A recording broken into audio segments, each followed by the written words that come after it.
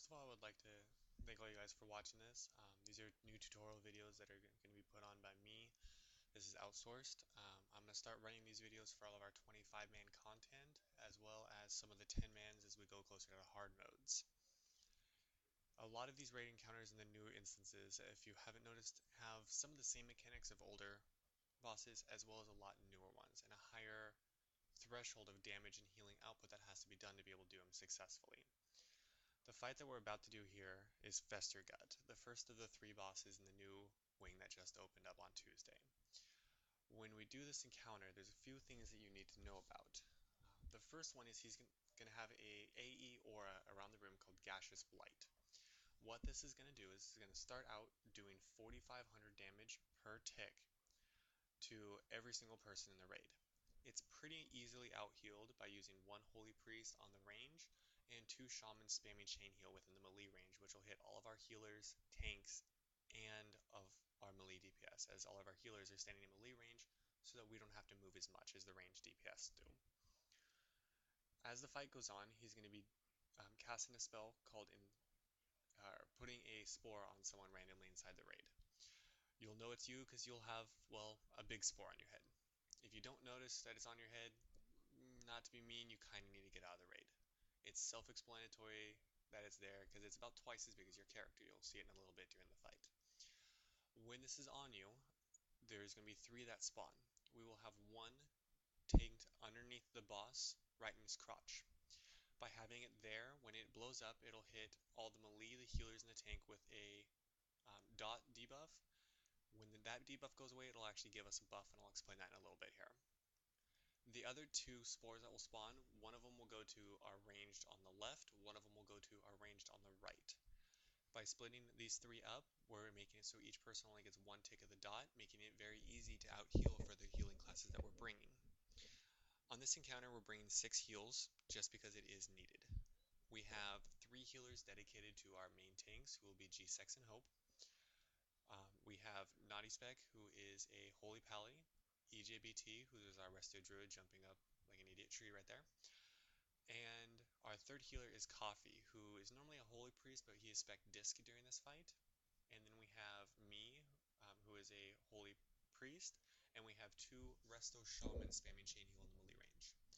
My job during this whole encounter is to just keep basically groups 3 and 4 up, which is our 2 ranged groups. As you can see right now, that AE is going off. The entire ground will be orange. If you have bad video cards, you might want to look at turning spell effects off or upgrading your computer by now. This fight is heavily graphical. As you'll notice, you'll see a spore on top of one of the people in melee range. In a little bit here, that spore will explode. When it does, it'll put a debuff on everyone that is underneath it, adding another dot to us that we have to heal. When that dot is off, it'll give us a buff which reduces the shadow damage we take by 25%. As pretty much all the damage in this fight is shadow damage, that buff is godly. The buff itself will stack 3 times, as you'll see as we do the fight. As you can see, he just did an ability of his called Inhale Blight. He inhales part of the damage effect that's on the entire room floor. By doing that, he increases his own attack speed plus damage by 30%. It'll stack up to 3 times, making the healing on the tank itself harder as the fight goes on. However, it makes the AoE healing for the rest of us easier.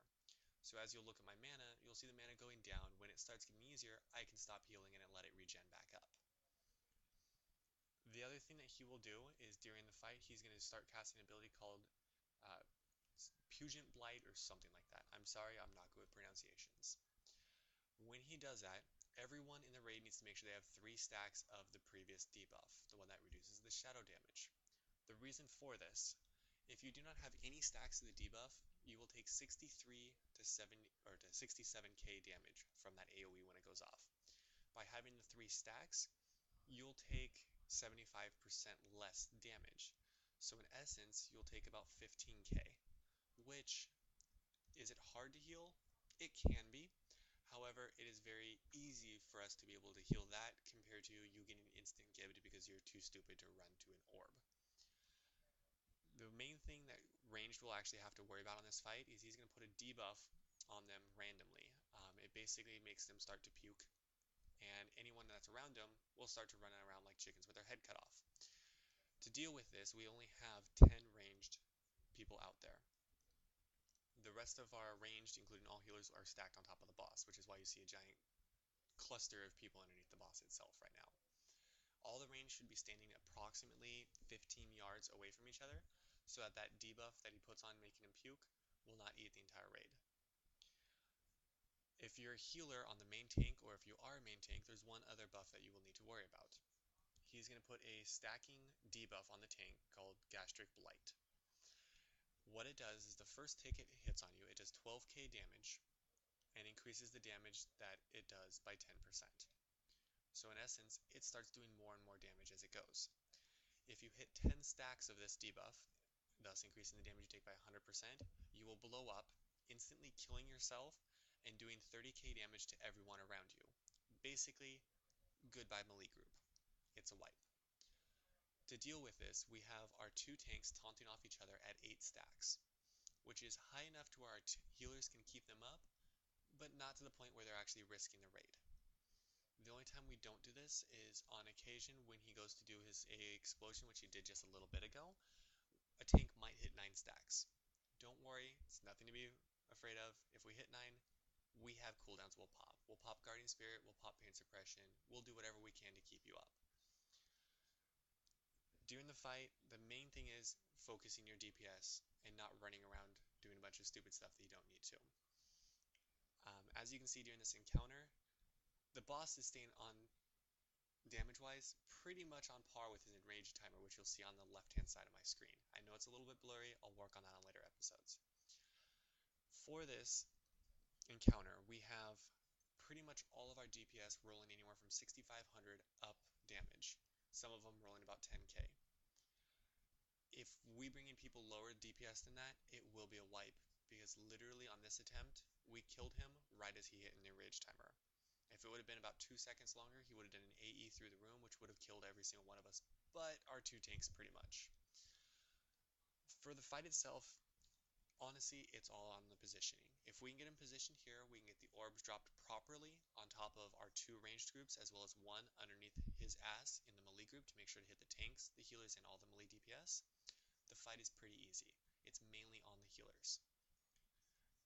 The one thing that is the biggest pain, which we didn't really have to deal with too much in this encounter, however the previous one when we wiped on him we did, is every once in a while when he puts those orbs up, rather than putting one on the melee and two on the range like we'd hope, he'll put all three on the melee.